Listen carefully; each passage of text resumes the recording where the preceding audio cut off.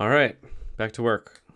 Day 103. So, it's Monday. Getting back to my routines. I'm getting things done. I'm done having a bunch of crap to do and fun times to have. Getting back to work, so that's good. I got most of my stuff done today. I gotta do my other two things over here that I don't want to do. My new things that I've added, but overall, feeling pretty good. I'm getting a little bit better. Getting over my sickness. I was sick for probably, I don't know, a couple days there. It's not fun, but I still have a runny nose and drainage and everything. But getting back to it, so I'm in more of an R&D phase right now with Pad Stats. I'm kind of waiting on Sean a little bit for his piece, and October 12th is coming soon, and I really want to get everything done we need to get done for that pitch. But I don't have a lot that I can work on right now, besides like making the reports look better, which needs to be done. But I'm a little confused on the direction, of how to do that. So, um, I tried something new today. I took an hour, and instead of working on the website, I just sat around and thought about stuff, about things. I know that sounds ridiculous, but that's I'm trying a Steve Jobs tactic, which is to have less of your time scheduled and more of it unscheduled. To sit and think. In an hour is a long time, honestly. I caught myself looking at the clock several times, and I was like, "Oh my god, it's only been like 3 minutes. It's only been 7 minutes." But I think day one. I'll try to sprinkle that in here and there. I'm not gonna set it as a goal because I think it's too early to know if I want to do that long term. But I think it's something that great people do, and then therefore I need to do to be like them. But after wandering around for a while, I did come up with something that I do think is valuable, and it's like I keep coming back to this. Is whenever I looked at our competition, and when I tried to use their services myself, and even just putting myself in the place of a person that is trying to buy a house or invest in a property or something like that. The thing I get caught up on is like these companies, they all have all the data. Yeah, you would think, right? They have everything. I don't understand why they don't just like tell me what the good deals are. Tell me what is the right thing for me. Like they're very ask me a questiony. They're not just trying to give you answers, They're very like we'll show you it this way, we'll show you it that way, but they're very scared to be definite. And I'm sure there's some lawyers speaking there of why they're not going to do that, but as of today, I think a good direction for our company to kind of head towards is three simple rules. Show me where the deals are. Tell me how good those deals are, and then tell me why. And I think that is, and if you watched yesterday's episode, this is me trying to distill things that are complicated into very small things. This is the Bezos mentality. How do we take really complex ideas and decision making points and things that usually create a lot of discussion and a lot of confusion, and where the conversation can be manipulated by the loudest person in the room.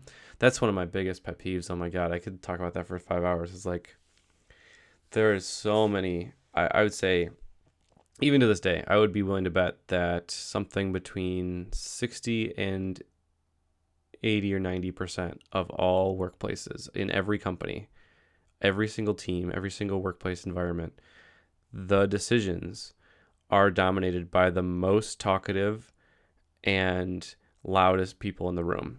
And the older the room, the more that's true. The older the company, the more that's true. Um, I do think it's on both sides of it. It's on the quiet people to speak up and learn to grow. That's me.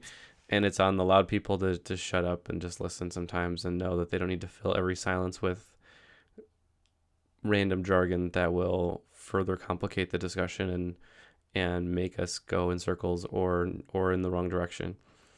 But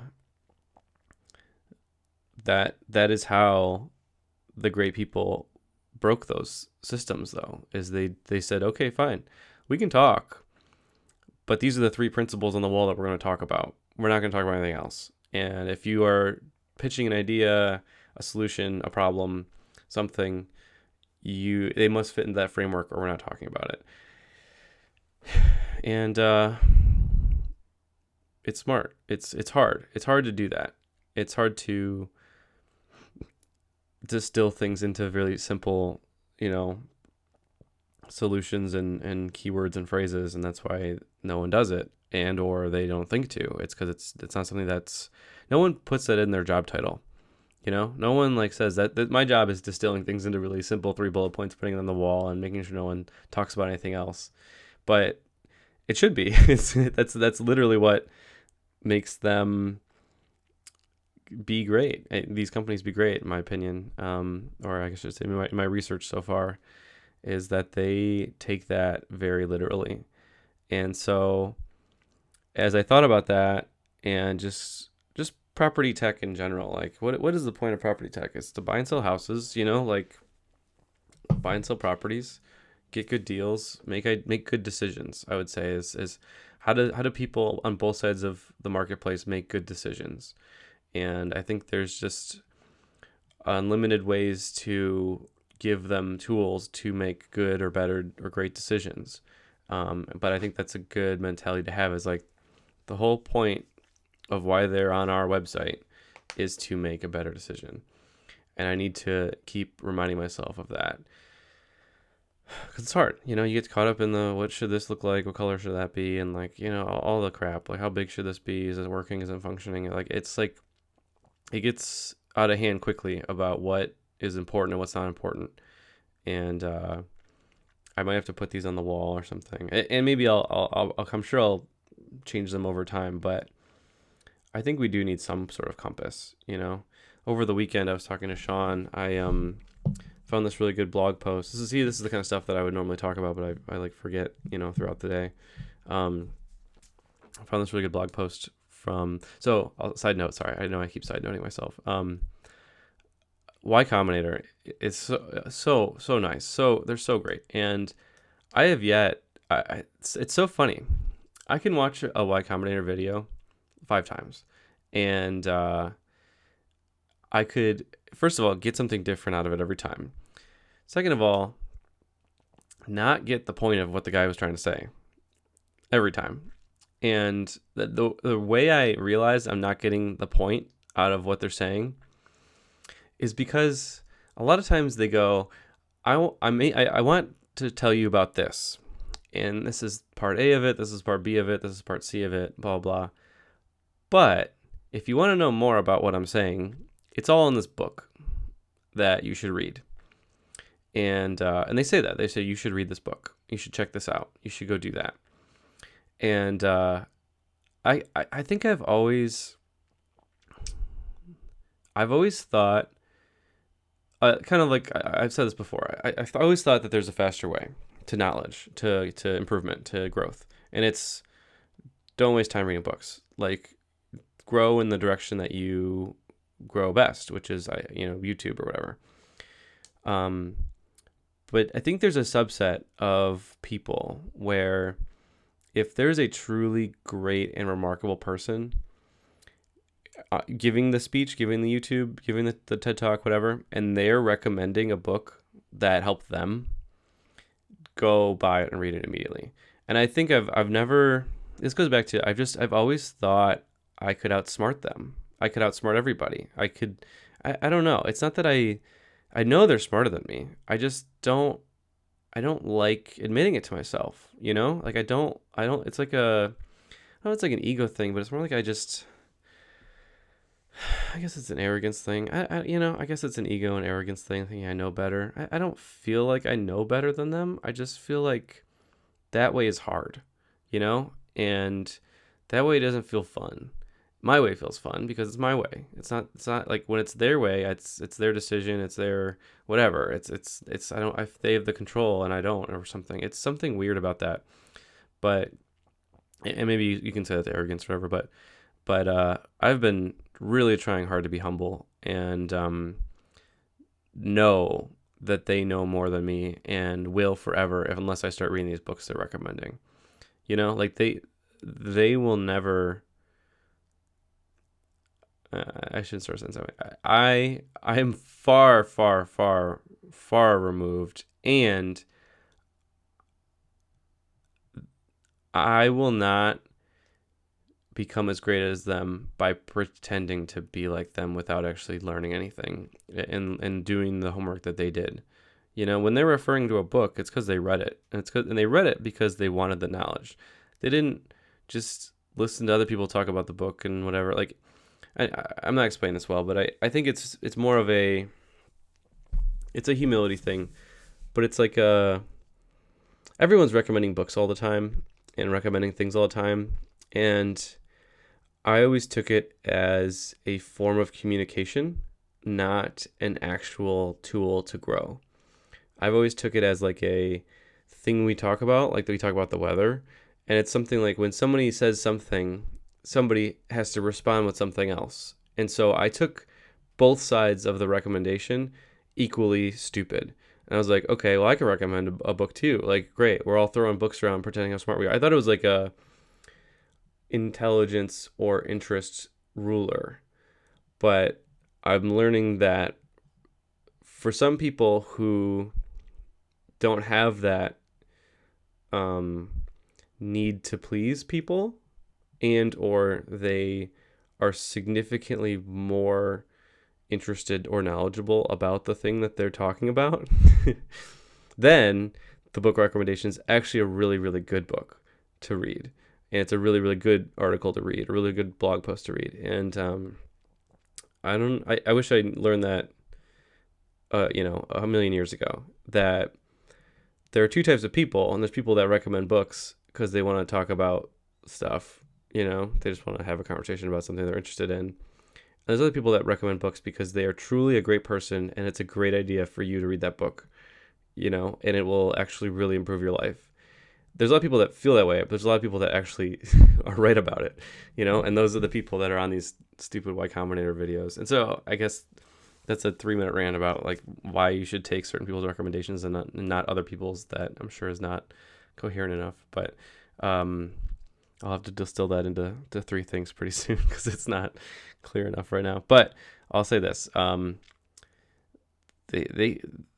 say once I watch probably 2 or 3 of these talks a day, and I'd say every other one they recommend you go do some homework and read some book or read some blog post or whatever. And I have yet to think it was a dumb idea to go do that thing. And now I'm doubling down. Now every time they say, oh, book, I'm doubling down. Like, some of the books that they've referred have like really significantly changed my life in the last like 3 to 6 months. And once again, I'm being arrogant, I guess, that I'm not trusting them to recommend the next 3 to 6 books to help me for the next 3 to 6 months. Like I think that I stumbled into a lucky streak or something. Like, so anyways, my point is that I was watching this video from this guy that I think is a smart dude, and he's built stuff I could never build, or at this point in my life. And I was still doing do I know more than you? Like, like, despite me having nothing, and you having everything, I still want to chop you down, And he recommended this blog post, and me and Sean have been going back and forth about pricing for 3 months now. And I feel like this blog post made it crystal clear for me what our pricing model should be. And it's free to customers and $50 a month to investors. And that is it.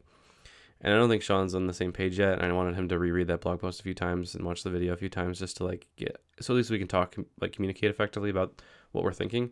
But once again, it's funny, right? I could spend 200 hours thinking about something, or I can go find a mentor, a coach, a resource, someone who's already done this, and then don't ask for advice. Ask them how they've solved their problem. Okay? Because that's the root of the knowledge. That's the root of the explanation, you know? Because he, in his talk, goes, I learned a lot from this thing. And so I should trust him, first of all. I should trust him and take his advice. But even if I'm a little bit skeptical, I should go deeper into what he's talking about and what he's referring to. And that's what keeps happening is when I get to the root of it, then it makes sense to me.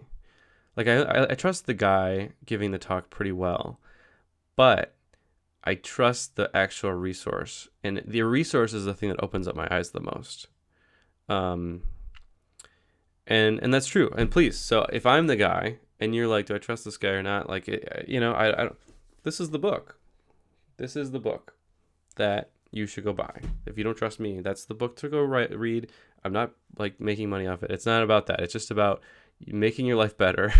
The whole reason I'm doing this whole thing on day 103 is because that stupid book. And God, and that book came from a Y Combinator video I was watching 110 days ago.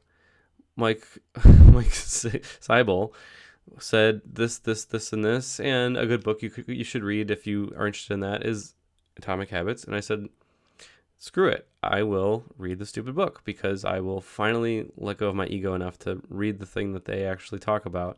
And guess what happened? I woke up and I actually want to do great things now. So, it's just, it's all relative, you know? So, I definitely have to get better at distilling things into simple sound bites and simple things for people to put on their walls.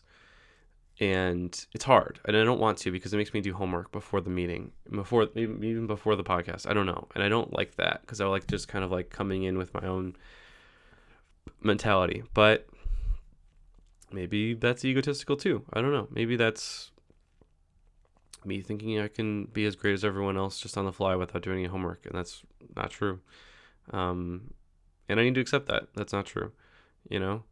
And in order to be remarkable and exceptional and picked among other people that are great, I need to be better. And that is to do my homework. And so I should probably think about this. If I was to re-give that explanation and rant about why you should take references of books from certain people and not from other people,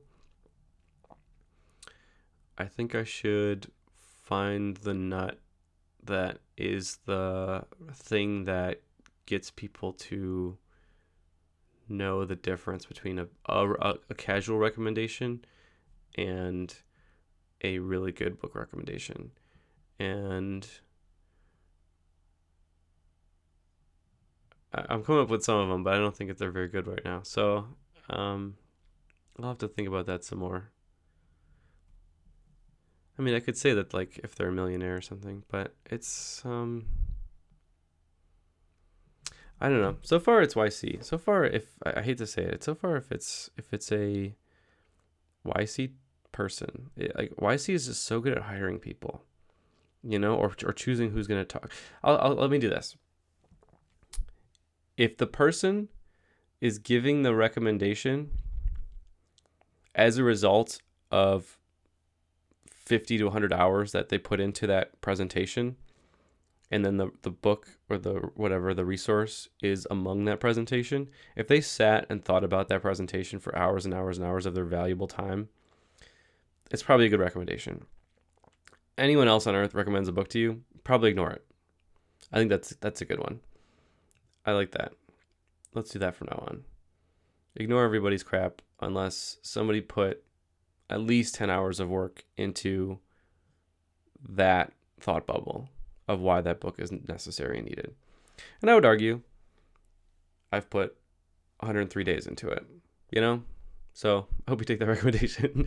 But, you know, I think that's probably the crux of it is if somebody is recommending a book because you're having a conversation with them, be careful. You might just end up with a book on your shelf that you don't really do much with. But if it's something somebody's put a lot of thought into, it's probably worth indulging them and seeing if it catches your attention. And so far, every time that somebody's put some thought into something, it's been really, really good for me. I think I've just had so much noise in my life with wannabe people, like people that want to help me, but or not help me. I don't know, help me or take advantage of me, but they